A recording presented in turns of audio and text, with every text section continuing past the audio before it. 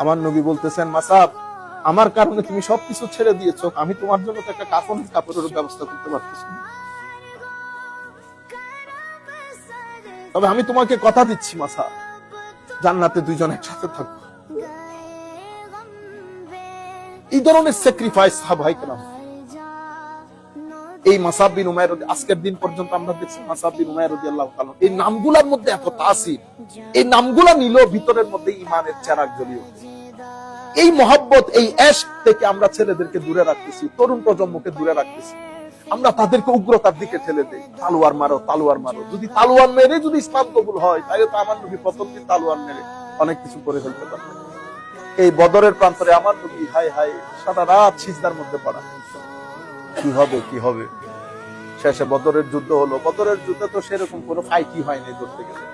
আমার নবীর সাহাবায়ে কেরাম মাশাআল্লাহ যুদ্ধের মধ্যে জিততো। এই প্রথম ইসলাম টাকা পয়সা দন দৌলত আস্তে আস্তে পাওয়া শুরু করলো। সাহাবায়ে কেরামের কনফিডেন্স বেড়ে গেল, আমার নবীর কনফিডেন্স বেড়ে গেল। এমনিতে তো কনফিডেন্স আছে, স্বাভাবিক এই যাত্রাটা ঢুকে দিতে পারবে না কেউ। তবে বদরের যুদ্ধ এটা একটা ডিসাইসিভ ফ্যাক্টর ছিল। কুরাইশরা স্বপ্নের মধ্যেও কল্পনা করে নাই তারা এই মাইর খাবে। যাই হোক।